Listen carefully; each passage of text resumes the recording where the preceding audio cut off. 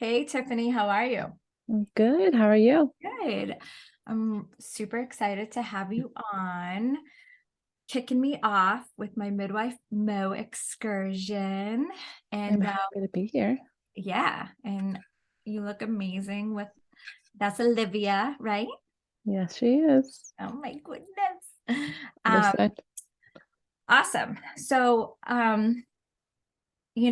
I'm just gonna start by just asking and making a statement, and we're just gonna jump in, and I'm sure people will get the idea of what we're about to do here. But a very wise midwife, one of my midwives, told me that we birth how we live.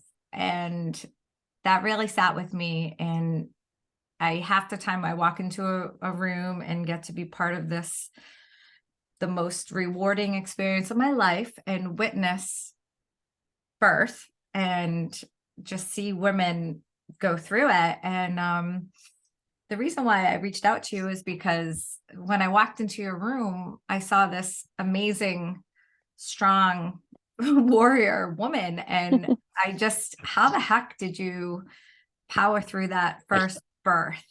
And um, like, do you remember that experience and what it was like to be in just the depths of transition when I walked in the room, or even before? Like, what sticks out for you? oh man, I do vividly remember, and I love that quote. We birth how we live because, dang, it makes me feel pretty fierce. Then, You um, are fierce. My God, I just got the chills. yeah, I do remember. I feel like by the time I was lucky enough to have you with me, I was kind of a bit of a blur at that point. I was starting to lose momentum. Sure. So it was definitely kind of hazy. I just remember um this constant like need for movement and like this energy constantly like just raging through my body. Like I had to move, I had to scream, and I remember feeling like it was never going to end. Hmm. Um and I had like kind of like convinced myself when they had started the induction the day prior, and they were like monitoring my contractions and they're like, oh, yeah, like you're having one now. And I'm like, oh, this is it. I'm like, wow, I must have a high tolerance for pain. This is nothing. I'm like, I've got this. I've totally got this. Um, but then that following day after my water had broken in the middle of the night, and then it was just searing pain every other minute with contractions. And then, they're checking me and they're like, oh, like you're 2 centimeters dilated now. I'm like, Yeah, that does that mean it's number. happening soon? They're like, no. That Um, number can be so hard to hear sometimes. but one thing that was really neat, Mo, and then I found out that you also knew this woman too, was that I had my yoga teacher, my prenatal yoga teacher, like in my brain a lot. Incredible. Um, because I can remember her always saying to us in our yoga classes, like, calm mom, calm baby, strong mom, strong baby. So like as I'm like kind of like moving and grooving with each contraction as loudly and messy as I was with it, I just like kept saying that in my head. And like those mantras just like were sticking with me the whole time. Love Um, and then, yeah, I remember like you coming in and you were just like, again, I was definitely in a haze, but you were just like this warm presence. And like, I'm not gonna lie, like, I think the MD that was on that day, I was a little bit intimidated by. I was Yeah, like, that's okay. I was not feeling her energy. So and I had no idea who you were. Um, I had never had the pleasure to meet you prior, for all my prenatal visits. But once you kind of came in and you just had this easygoing vibe and made that little bit of me that was still conscious, made me feel good. Um, I can like remember you coming in like massaging my back and Mhm. and I was like, okay, I can do this. And then you, it was interesting in the second time giving birth, where Mhm. I feel like the labor and delivery team, they were amazing, but I feel like it came so quickly, like you had told me it was going to do, but also like I just felt more like equipped, and like I feel like I like did it by myself, if you will. Which is Like empowering. with you, like even though I know you always say like you did so much on your own, you're so strong. Like I vividly remember you still like coaching me through parts of it. Mhm. Like I remember you like telling me like when to push and how to push and where to push. Mhm. And then the second time around, I remember telling them like I need to push Mhm. like now, like, and they hadn't even told me like no, Mhm. I need to push, and it was like I knew how to push, when to push, and 3 pushes, and Oh my God. she was here. But I can remember being a little bit like, not even a little bit, like I was terrified at the pushing part with Stella, who you delivered, and getting really scared there and like feeling like I was gonna die. I remember Yeah. you just again like gentle, cool, calm, collected, being like, push here, you've got this. Like, do you want to feel her? She's coming right now, or the baby's coming right now. And I'm like, no, take her Yeah. out. It's so Um, wild. That feeling with that first baby, especially when you don't, it just can't be normal. It just mhm, can't be normal that it feels like that for most of us. I mean, there mhm, are the rare exception, but the thing that you said that I just wanted to circle back to when you were like, is it ever going to end? And mhm, I feel like, as a midwife, I'm just there to like guide your already story that you're writing. It's not my story. And it's been, I've had a lot of growth. I've been a midwife for 19 years. And so I've, done it all types of way. And um, the way that I find most rewarding is kind of remembering that, you know, I have really nothing to do with this except for keeping you safe and the baby safe. But when I try to speak only kind of when it's necessary, and that's very not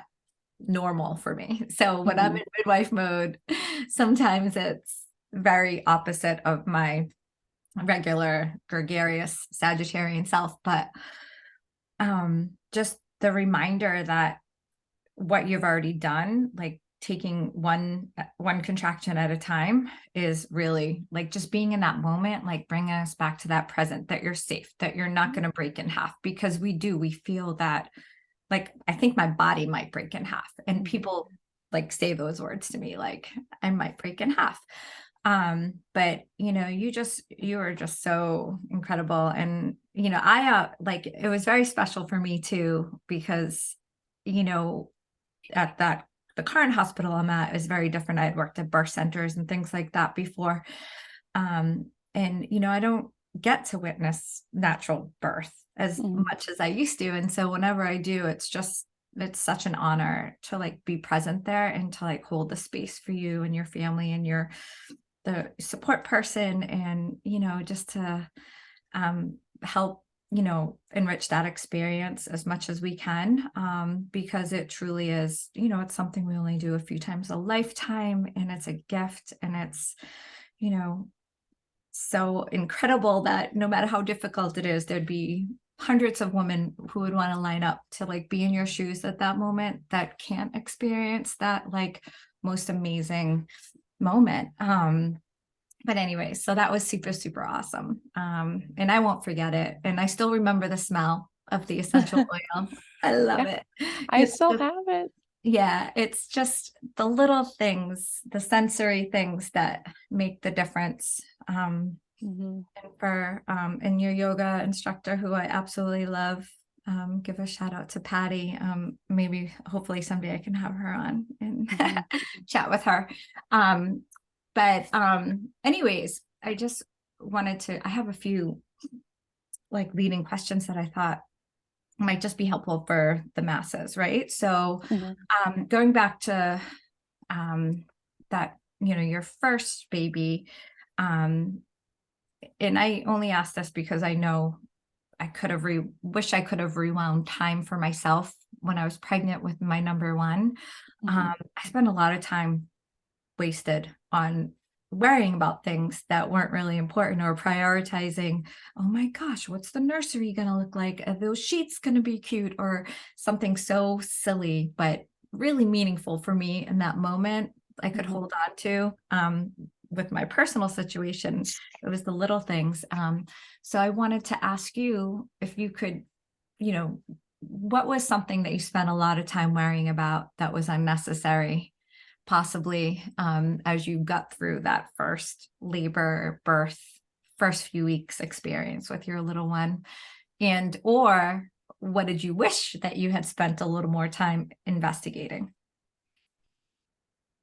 Mm, That's that's a tricky one because I was pregnant for half of my pregnancy ended up being during the start of the pandemic. Oh, And so absolutely. I That I don't was, think it was a wasted worry, but it was a lot of like anxiety. I think Um, that's probably the answer, because yeah. it was really intense there at the beginning Hmm. of COVID, and the scare of actually women maybe having to birth alone was a really Right. real thing and Yeah. heartbreaking. So I could see how Yeah. that could have really overtaken all the other aspects. Hmm. Yeah. And I don't know if there's anything else. Honestly, it's interesting because it is so different being pregnant the second time. Hmm. And, all while like working full time and having a toddler, I I was pretty, I guess, content like when I was childless. And so when I was pregnant with my first, I could go to prenatal yoga, I could do my Hmm. yoga at home, I could go for more, hikes. And I was just doing so much to like be with my body and be with my baby and just really just I feel like I waited like later in life to have my kids, and Hmm. I had spent already like my 20s with my husband, and like we were always like traveling and going to Hmm. festivals and like kind of living that life, and knowing that this was a beautiful blessing about to happen that we had planned for, but it was going to like dramatically shift our life. Hmm. And so like really trying to like stay in that moment, but also starting to get even anxiety about that, like how much different our life would be. Hmm. Um and just kind of cherishing those last I remember like really cherishing those last like few nights with him leading up to like my induction date, knowing like it's not going to be just the two of us anymore in this house. Hmm. But again, I think even prior to like COVID happening and all the anxiety it brought on me, I've always been a little bit of a worrier. And so like there was always like just little things I was worrying about. Like we moved right before the pandemic too, and I was like all up in arms about having to move out pregnant. And like I already had like the nursery set up in the old place. It was like an unexpected move, and I was all frantic and stressed about that. So yeah, kind of similar to you, like the physicality of like our home and just stressing over these little things that, once the baby was here, all she really needed was my body. Yeah, it's so, I love that you said that. One of Yeah. my favorite things to tell women who come through the triage and early labor or the Braxton Hicks, or just kind of whenever they're in that late third trimester, I look them straight in the eye and I say, please, like, enjoy. I know you can't wait to meet your baby. We cannot wait to meet our babies, but once they're out, we can't put them back in for a second. Mhm. And it's a lot of responsibility, and Mhm. I know you were prepared, but I always tell, my moms or whoever's birthing that, pregnancy is not 9 weeks. It's not nine, you know, it's 9 months for a reason. It's like straight up boot camp, because your life will never be the same. And I think that you rarely realize that. Yes. Yeah. And in fact, that's something that like I don't think I was entirely prepared for. Yeah, like it's like we got all the like baby essentials, if you will, but like Mhm. I kind of wish like there was more postnatal care for moms. I Oh, just there's like that one 6 week checkup, and then it's so like silly. Yeah, there you go. it's so silly. Yeah. Yeah, that I did not. I knew it wasn't going to be easy adjusting to having a baby in our home and just kind of learning day by day how to be a mom, but like I really didn't know what that like, fourth trimester was going to be like. Um, and that, yeah, that was hard. I mean, it was beautiful, but it was a lot of hard times too that I just emotionally like didn't expect to feel. Yeah, sometimes I tell my moms when I see them postpartum, you know, I can't predict, but I tell them it might be day 3 or day 4 when you go home when you cry or you really want to cry. It's like the letdown after the big event. Mhm. The realization that, oh my gosh, okay, this is what it's like to be a mom, and I love my baby unconditionally, crazily.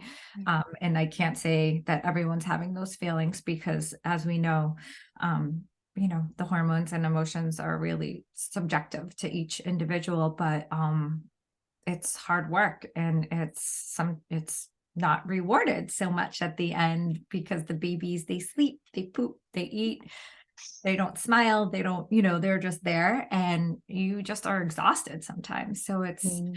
um it's all those, just trying to, I think, is that staying in the present moment, being in your body, getting through each moment, can, the same way through labor, can really be beneficial for those first few weeks, and it can be lonely, Mhm. um, you know for Yeah. sure. So I always thought about, in other countries, people sometimes have people who massage them, and they barely move for the first 40 days, and they get these, and I was like, wow.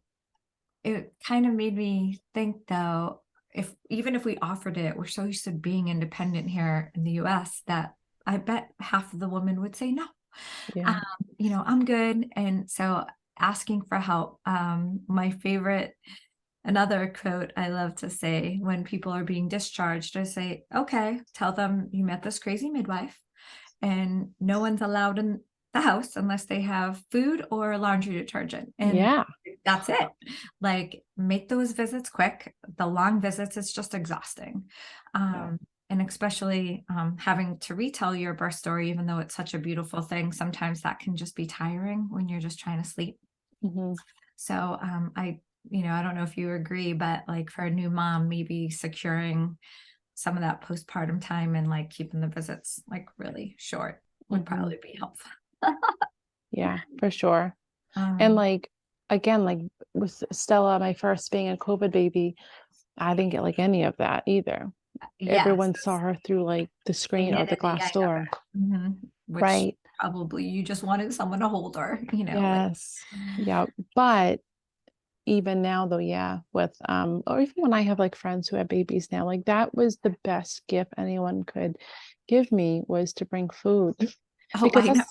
that's the other thing. I honestly would get like substantially more hungry postpartum as a breastfeeding mom than I did pregnant. I Absolutely. and like you only have so much time to like get your food cooked and ready. So like that was like the biggest thing when people would bring us food. That was just like such a gift. Yeah, even like snack bags, like going to, Yeah. Trader Joe's or Market Basket or whatever, and getting like someone's favorite snacks that are somewhat healthy but nutritious. And like, Mhm. that's something I like to do for new moms. And I do like to give them 1 or 2 weeks at home before I go, just Mhm. because I like them to adjust. And Yeah. especially just, I think as a midwife, when I go by that time, they actually might need a question or a Yeah. support. And, you know, just a break for a few minutes.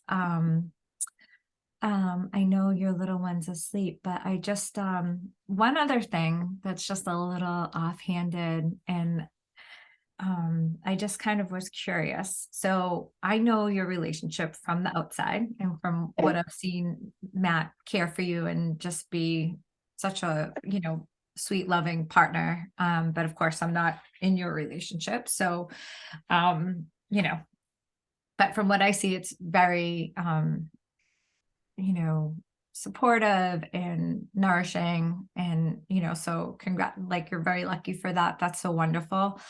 Mhm. But even within that safe space that you live in, I bet things have changed on how you communicate maybe more directly with him after number 2 than number Mhm. 1. Mhm. Like, maybe are you a little bit more like, hey, check on, do this or do that with the baby, and you just say what you need more? Do you feel like there's been some communication shift with Matt from baby 1 to baby number 2? I think so, but I mean,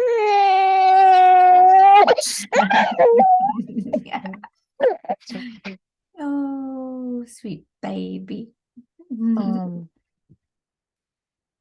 I think, just to give Matt credit too, I think it's almost like less communication Mhm, because we are so like kind of connected. Um, yeah, there's more, I guess, when it comes to the kids, just more direct kind of instruction sometimes. But like even like around the house, like he's so good, with me again being a breastfeeding mom for both my girls, they were pretty much always attached to me. mhm. Um, and he knew like, well, if I can't be like helping to feed or put the baby to sleep right now, like I'm gonna be like doing some laundry or washing the dishes for her, or, you know, getting a Awesome. meal heated up. So like some of it just like I've noticed like, relatively speaking, I feel like has gone smoother than I thought it would with the second. I was a little nervous with Beautiful. two. Mhm. So yeah, I mean that's a lot of just how Matt is. I'm very lucky, and but we also like grown together. We were like these like young, like hippy dippy kids running around to festivals, like, Yeah. and we've just like kind of like grown together. Mhm. We were such good friends from the beginning, and it's been like That's so 15 years great. now. So Is there one thing, is there anything that you'd like to talk about your, what this being a mother, motherhood, or, working mom, and yeah, that's, you know, that you want to share that's real?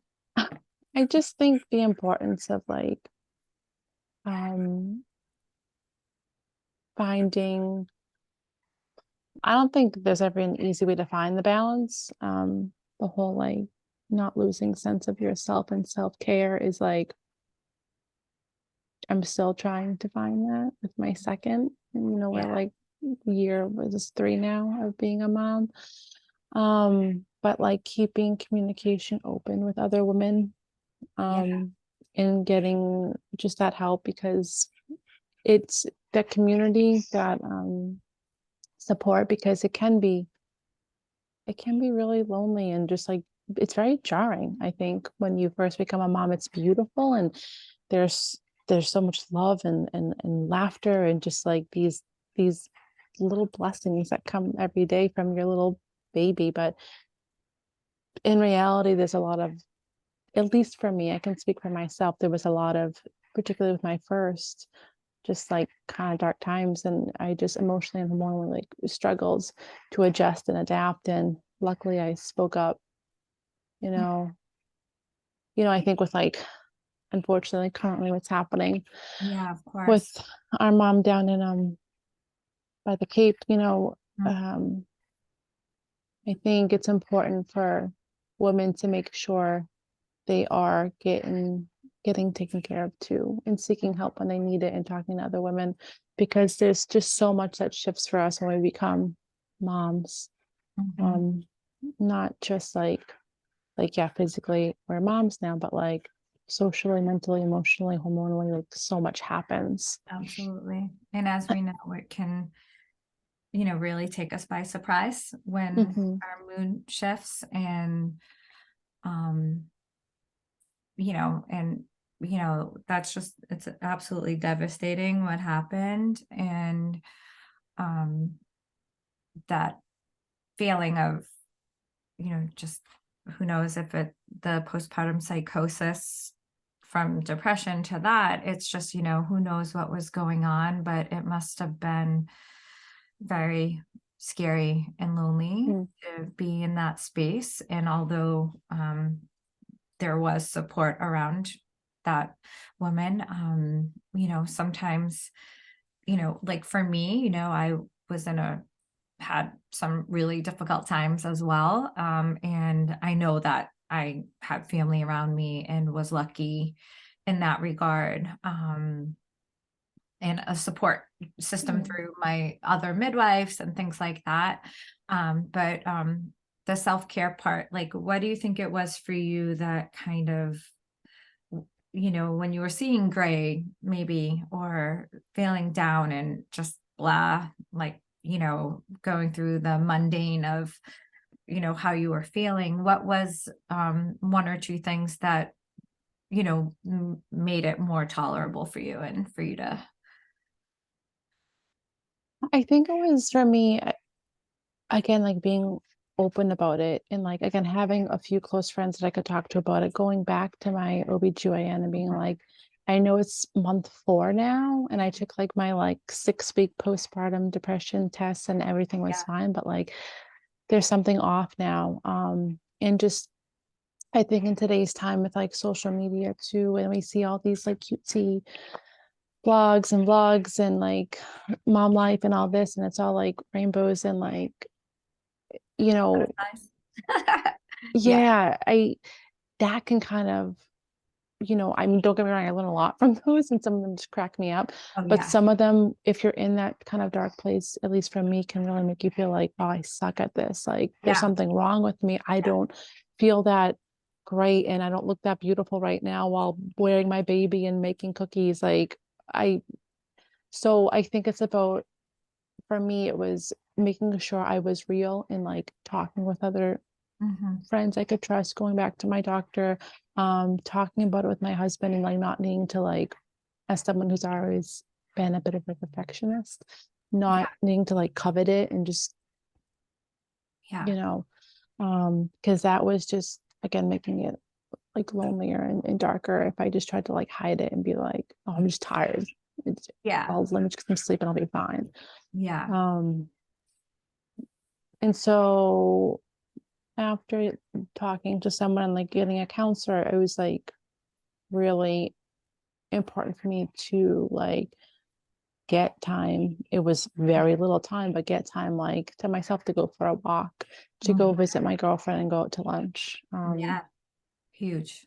So, and it just sounds like little things that I would do all the time prior to having a baby, but like it's super important that you like do that and that you find someone that you can trust and that can just like love you for wherever you're at and that you can just talk to. Um, even while like when you're feeling like the world's shittiest mom.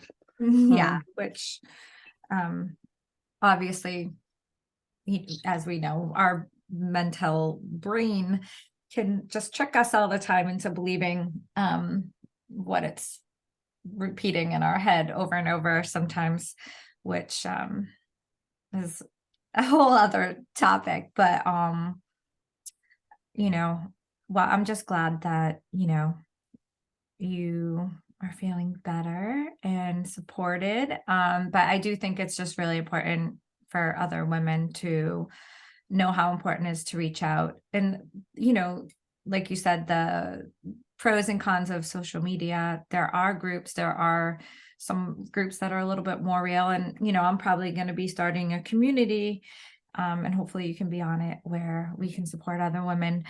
Um, and, there are a lot of amazing outlets, and I'll be sure to link some to this, um, video for people that may need it. But at the, that one-on-one counseling can be great. And I did that too. And it really, even just taking that time where you mhm. can tune in to what's actually you're feeling in your body is like super duper important. So, Mhm. anyway, so one more thing. So do you think you guys might want to have one more baby? Or are Oh, you guys done? yeah. Are you not sure? Olivia just like perked up at that. Yeah. Oh, thank you for letting us see her. She's adorable. Oh my God. We're still considering it after a little tidbit too about how to potentially um you're kind of you were talking to us in the hospital after having this one about how there are some methods for maybe attempting. For a boy.